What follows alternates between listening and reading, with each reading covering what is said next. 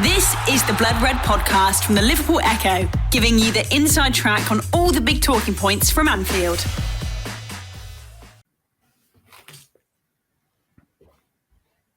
Welcome everyone to the Liverpool.com podcast. I'm your host, David Comerford, and I'm joined by the Liverpool.com writer, James Martin. And we're still in the midst of the international break for now, but there was some major news last week as the nominations for the Ballon d'Or were revealed. And obviously last year when Liverpool nearly won the quadruple, they had 5 players nominated, 6 if you count Sadio Mane, who I think ended up finishing second in the stakes behind Karim Benzema. But this year, obviously, in light of Liverpool struggling so much and having that unexpected collapse, it was only Mohamed Salah who made the list. However, we do expect that to change going forward and Liverpool to have multiple players on the nominee list in the years to come. So in this podcast, we're going to take a look at which players have the best chance of winning the award in kind of the next maybe 5-10 years. So obviously, Liverpool aren't really used to enjoying success in this regard. Michael Owen is the only player to have ever won it from the Reds. And you compare that to some of the other teams where Liverpool would say they're kind of a similar stature. Real Madrid have had 8 different players win the award, Barcelona 6, and Manchester United 4. So it's an area where they are lagging behind slightly. But one player, James, who came very close to winning the award in the not too distant memory was Virgil van Dijk, who in 2019 was only 7 points behind Lionel Messi in the voting. Just to reflect on that before we get into looking ahead, do you think retrospectively Van Dijk should have won that one, or was it fair enough that Messi just about had the edge over him that year? It's such a tricky question, isn't it? That's the problem with the award in a way. You're comparing incomparables. I mean, how do you really decide if a centre-back had a better season or better year, I should say, as it was at the time? It, of course, has changed now to an award done by seasons, but for a long time it was done on calendar years. So how do you decide who's had a better year out of Messi and Van Dijk? It's it's a bit of a sort of contrived question, isn't it? But you know, playing the game as you kind of have to, I think it's probably fair enough. I mean, I think it's right that Van Dijk came so close, but that's testament to the year he had as well. Because you look at defenders who have won the award. I think you're going back to 2006 and Fabio Cannavaro for the last time that happened. So for him to go so close shows what an exceptional year it had been. And of course, because we're looking at the year, you're looking at the Champions League win, and then you're looking at getting Liverpool well on the way to that league title as well. It wasn't wrapped up, but it was as good as by the end of the year, really. So you are sort of looking at those two achievements in conjunction. So definitely he had a strong case, but at the same time, this was Messi still more or less in his peak. He was putting up ridiculous numbers for Barcelona. He could have won it every year for 15, 20 years on the trot, and you couldn't have too many complaints about it. So, it's tough for Van Dijk because one year it seems the footballing world collectively got bored of Messi and Ronaldo winning it and decided to give it to Modric, which was ridiculous. And Van Dijk would have been a far more worthy winner in 2019 than Modric was when he got the award. So you look at it in that way and you think, well, okay, he was unlucky not to win it. But in terms of just Messi being Messi, he was still incredible in 2019. He's still incredible now for that matter, but he was dominant in the league in that season. So I don't have a massive problem with it. Yeah, obviously, from the Liverpool standpoint, Virgil van Dijk, Champions League winner in 2019, I think probably produced the best individual season from a centre-back that I've ever seen, certainly. So if there was ever going to be a year kind of in this Klopp period, I think, and maybe we can talk about one or two other players who've had a shout in that time, but if there was ever going to be an individual season in that period when you combine kind of individual and collective performance that was worthy of a Ballon d'Or, I think it would have been Van Dijk that year. But Messi is the greatest who's ever done it, and you can't ever really begrudge him winning the award from that standpoint. I mean, that season, yes, Barcelona obviously famously lost to Liverpool in the semi-finals of the Champions League on the end of that comeback, but Messi did win La Liga, reached the semi-finals of the Copa America with Argentina, and I mean the individual stats are really what swung it his way. Had a look at them before we came on. 51 goals and 22 assists in 50 appearances in all competitions. So I think, once you read that, it's hard to get too too frustrated over it, I suppose. But yeah, let's move on to kind of the current landscape then.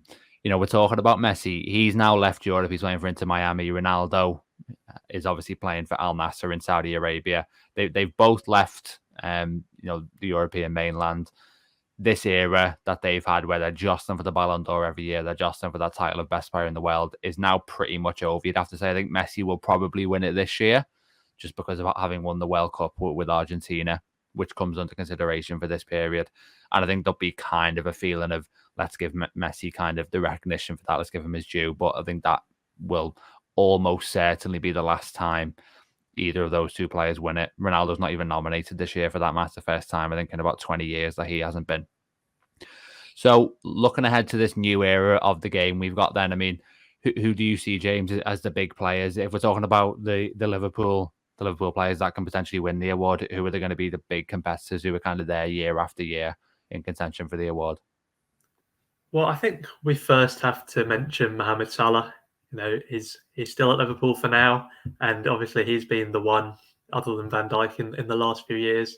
He's been a consistent presence in the shortlist, if nothing else. I was looking back at it for a piece the other day. Actually, it's fifth is his best finish, which is very surprising. But he is always in that conversation. He's in the top 30 best players year after year, and we've seen he can explode. If he'd had that debut Liverpool season when Liverpool had done a bit more collectively, if he'd posted those kind of numbers, that then you'd have seen him right up there, potentially even winning it.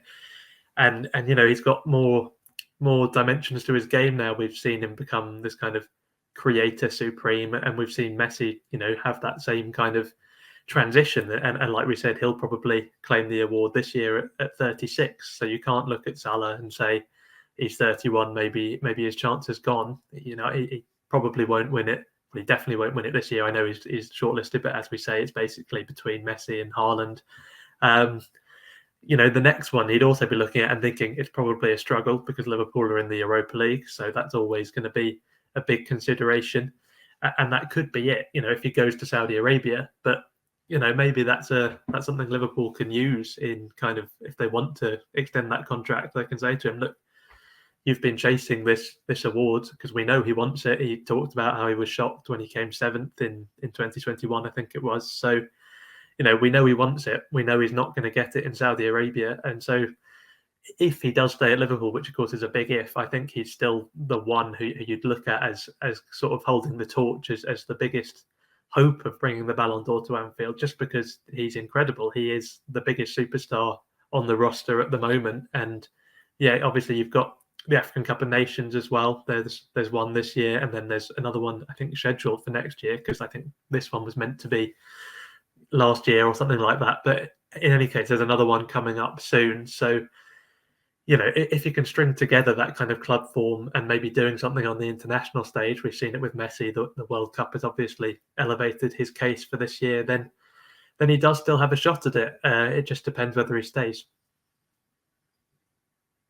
Yeah, obviously that is the big question mark around Salah. How long he's going to be at Liverpool, and certainly it seems unlikely. I think, as you wrote on the site the other day, James, that if he does go to Saudi Arabia, then the league's not yet at a level where you'd still be in contention to win the award. And we'll definitely touch a little bit more on Salah and that whole kind of issue of maybe peaking at the wrong time in a moment. But in terms of kind of the international scene, I suppose, I think from my perspective, I think the two players who could almost be the natural successors to Messi and Ronaldo and be right up there as the yearly challengers are Erling Haaland and Kylian Mbappe.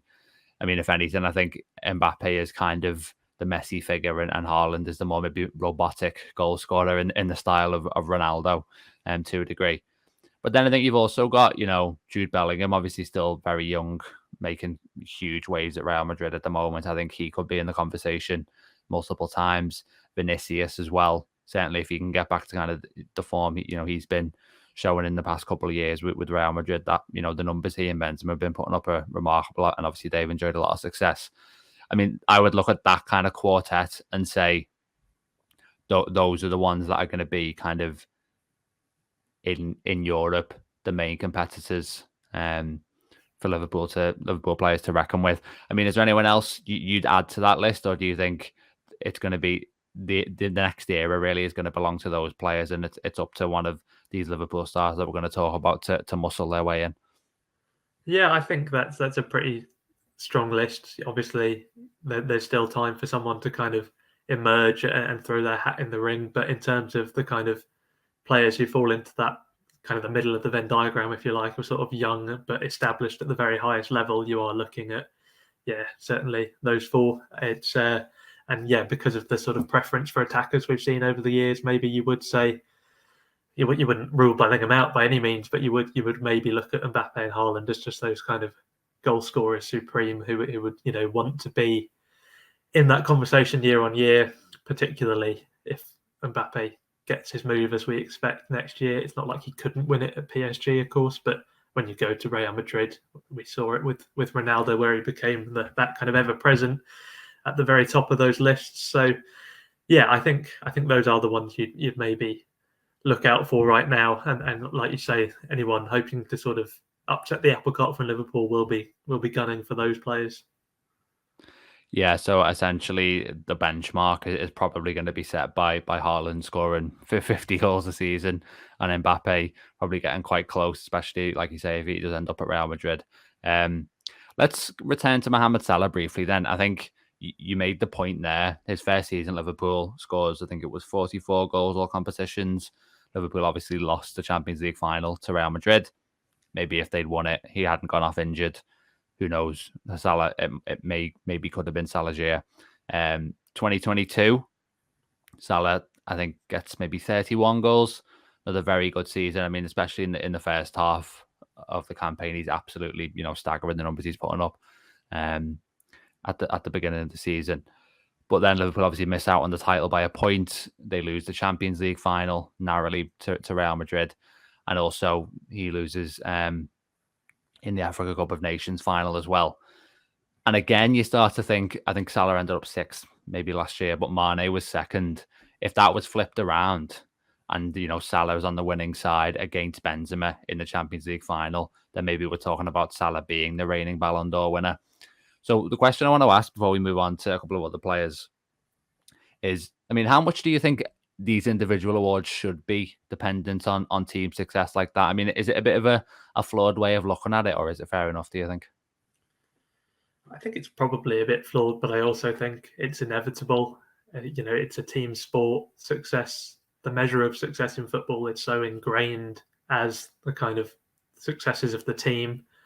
And, great individuals do have to some extent, kind of at least, I mean, you don't have to win silverware to be a great player. That's obvious. We've seen players, at poor teams do exceptionally well, and it shouldn't detract from it. But I think I do think there's a sense of inevitability about it, and I don't think there's necessarily anything too wrong with it, because for the most part, the best players will sort of flock to the biggest clubs. So there are only a few outliers where you see an exceptional player at a club which isn't ever in contention for any sort of silverware. So you get the occasional outlier. Maybe a Harry Kane would be the big one, but even then he had the opportunity, didn't he, with Spurs, who did reach the Champions League final, and those are the games where you look to your big players. So it's not completely unfair to sort of suggest that if you're a big player at a big club who's at least in contention, then maybe you do need to look to silverware as that just kind of extra, tiny margin of a player who can sort of get his team over the finish line, carry them that final couple of yards, I suppose. And again, players who don't do that and can go through their whole careers without winning trophies, it doesn't necessarily mean they're not in that very top echelon. But it's the nature of the award, and much like no one complains about trophies being the ultimate measure of team success, you kind of have to accept it as part and parcel, even in these kind of individual awards, I think. Yeah, and it obviously could have been very different for Salah. I think, the Ballon d'Or is effectively, football's answer to kind of the MVP awards that they have in America. And one thing that's interesting with those is, I think a lot of the time, if you look at the NBA, for example, they would generally go to kind of, a player from one of the teams who has the best records. But every so often you get a team who finishes lower down, but they've been dragged maybe into the playoffs by someone who's put up kind of this huge kind of individual season where they put the team on their back. And to relate that back to Salah, his best season at Liverpool is unquestionably his first. But after that, I think you can probably make the case that 2021 and 22-23, where I think he got sort of 30-31 goals in those years. Liverpool really struggled. They might arguably be his, most impressive seasons after that, because that's when he really had to drag the team forward himself. So many other players were kind of either injured in the first example or in the second one, really struggling for form. But, Salah was always there. And part of me thinks that, as much as the awards are deemed by an individual shining within a strong collective, maybe there's actually an argument that those who deliver when the team around them is struggling are actually more impressive. The one counter to that I would say is, you mentioned there about taking them the next couple of yards when it comes to winning trophies and getting the fine margins on side. I think that if a player is producing big moments in big matches, then that is inherently more valuable. So if, we mentioned Haaland and Mbappe before, if those two are going for the Ballon d'Or one year and, Mbappe's got much better numbers than Haaland, but Haaland scores the winner in the Champions League final, for me, that puts him ahead. And you look at a Liverpool example, 2019, Alisson, that game against Napoli in the Champions League, he makes that save from Milik. Obviously, that is kind of a crucial moment. Without that, Liverpool don't win the Champions League. And I think that is kind of more valuable as a piece of kind of heroism from a player than kind of, maybe someone's doing it on a more regular basis, bailing their team out. But in that pressure, in that moment, that means kind of so much historically. I think that is kind of more valuable. So that is where I used to kind of be of the school of thought that, these individual awards, the logic behind them is just completely flawed. But I do think that these big moments should hold sway. And those big moments are often tied to, collective fortunes and obviously going for trophies and things like that.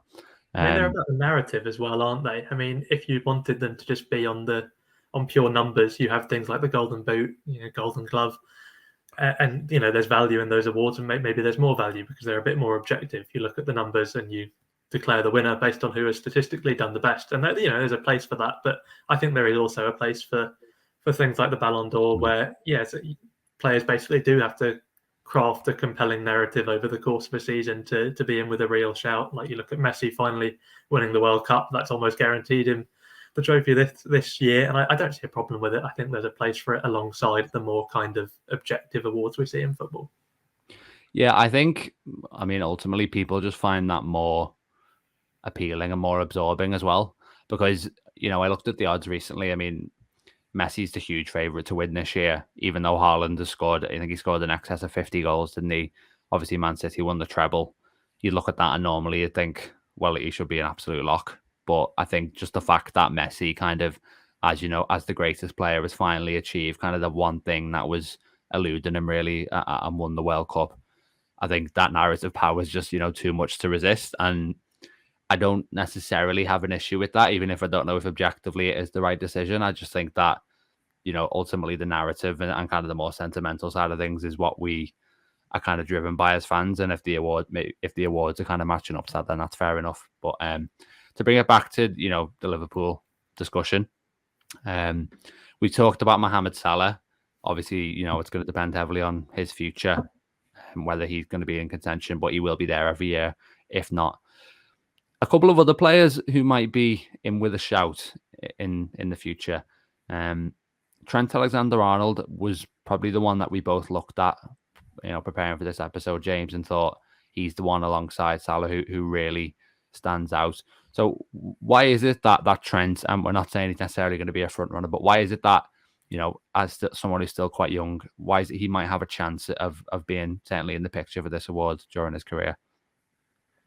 I think it's that balance of kind of being in a good team, but also being sort of having that team built around him. Like, you look at the Liverpool teams that have done well under Klopp, and everyone's been important, everyone's been a sort of cog in it. But then you look at who it's kind of rotating around almost, and that's the player who's going to be in contention. We mentioned when Van Dijk came second, that was when he sort of came in. He was the transformative figure. He sort of elevated Liverpool from sort of Champions League places to contend honours. And you look at Trent as the sort of almost equivalent of the next great Liverpool team, if you like. There's this sense that it'll be built around him. I mean, you'd had the disclaimer that we could really do with getting that contract sorted, given that that's done in 2025. So you'd hope there'd be some progress on that. But assuming, as most people do, he will sort of be that kind of one club figure, the Liverpool through and through. He's almost the heir to Gerrard in that respect, isn't he? He was another one who did pretty well in these discussions in the past. Again, never winning it, but I think made the top three on one occasion. Was certainly in and around a few times. And yeah, he has the narrative on his side. We touched upon that being an important factor. The academy boy, and if he has a great season and Liverpool enjoy some collective success, he will be the one the narrative focuses on, I think. But it's not just about that either. It is about the fact that he's just an exceptionally talented footballer. He has that kind of Hollywood factor that maybe helps players going for this award, and he is a moments player as well. You could go back to that Barcelona game, of course, with the corner taken quickly, and he has that kind of thing in his repertoire. I think it's just a case of that mixture of an irresistible storyline and an irresistible talent, if you like.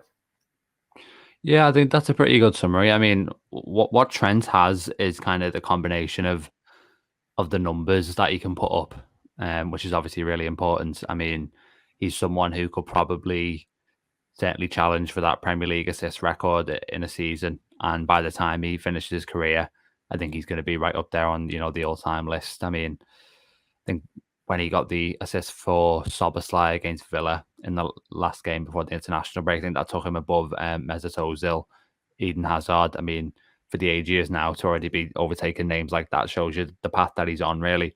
But I think, you mentioned there, the Hollywood factor. I think Trent has kind of almost the aesthetics that you need as well, in terms of he's not necessarily a midfield player who's, just, pure functional, for example. Like, Rodri was arguably Man City's most important player last season, but he was not going to win the Ballon d'Or, really, because people aren't really going to be captured by the sort of dirty side of the game, the defensive midfield work, which is obviously crucially important, but it doesn't capture the imagination. Whereas I think Trent, because of this passing ability that he has, I think is someone who could do that. And I think you make a crucial point as well in terms of the team being built around him.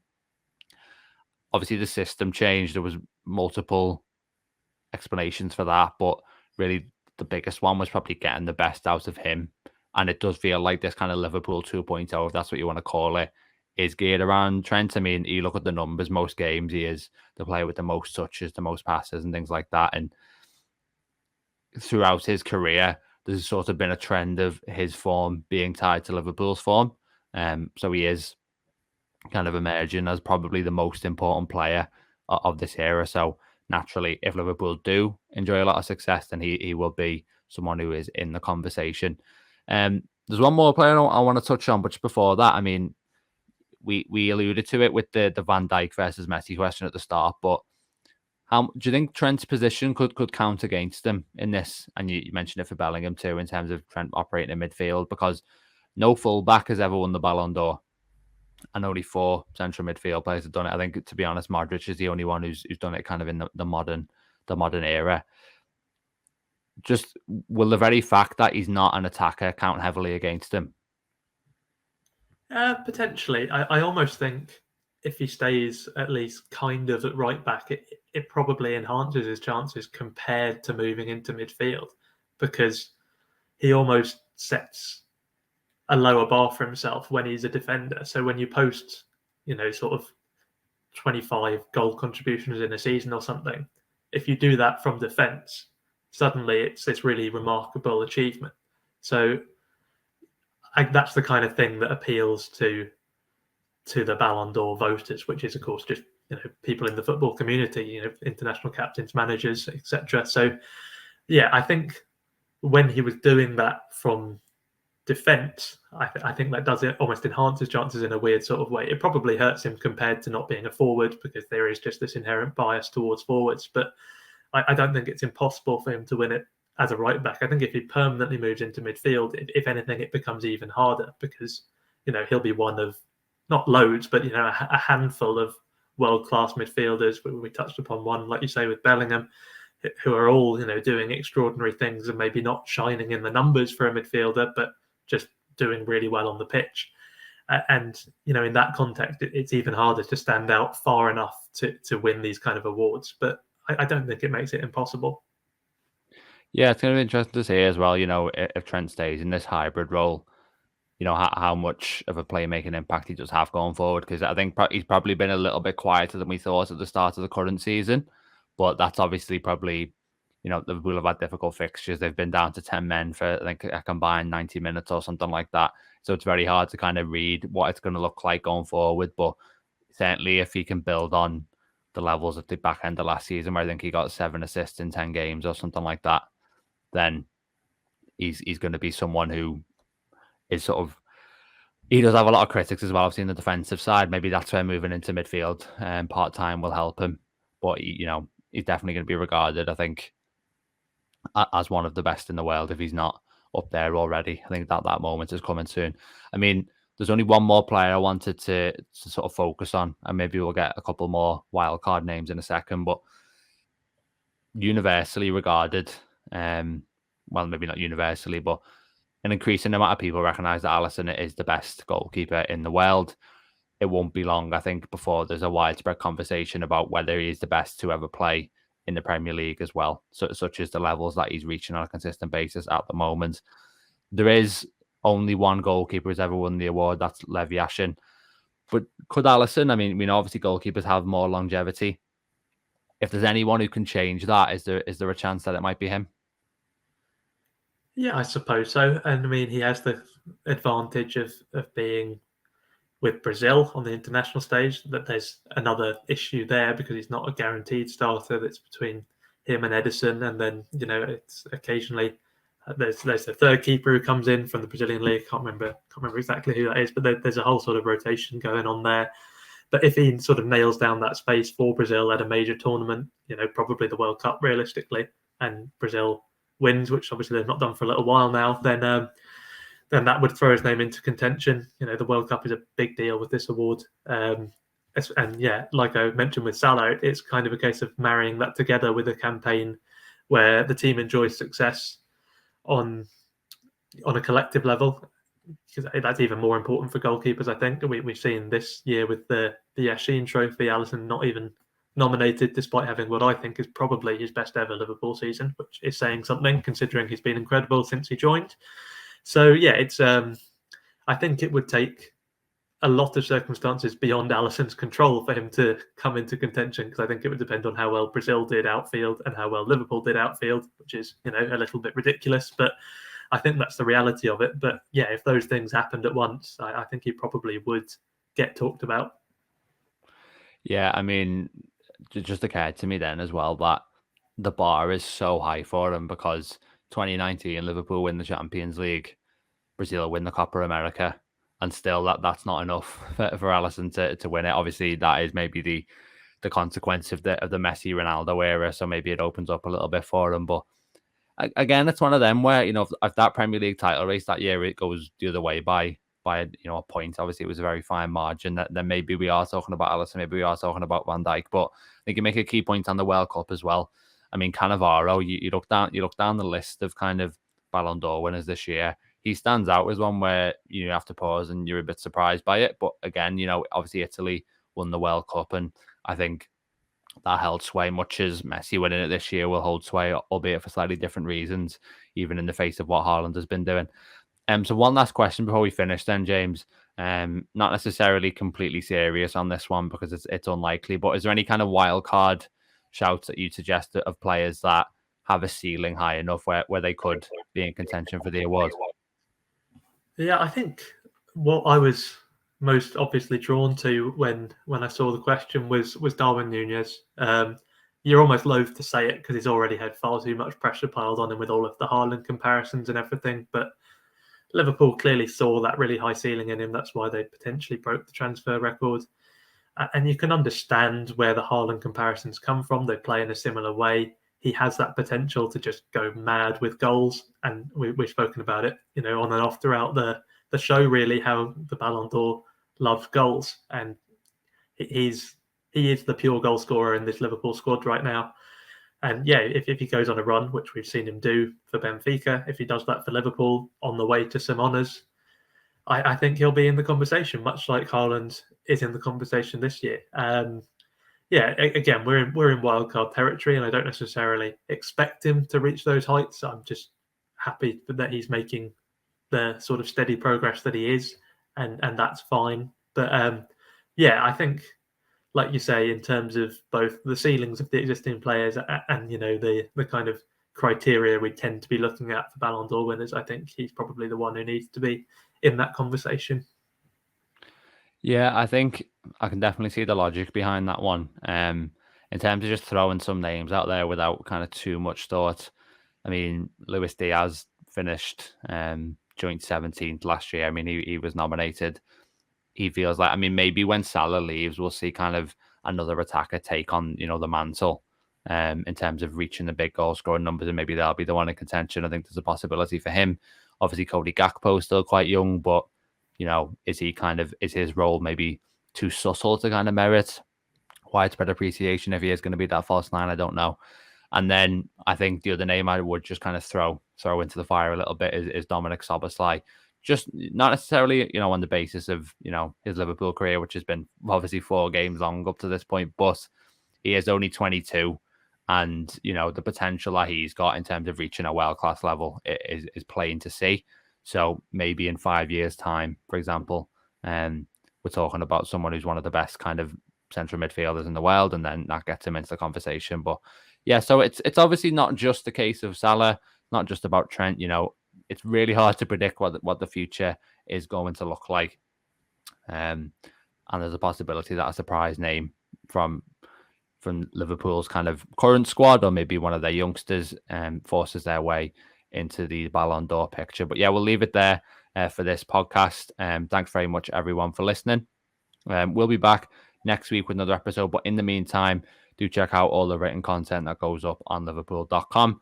And when we're back next week, we'll have more Premier League action to talk about. So yeah, we'll see you then.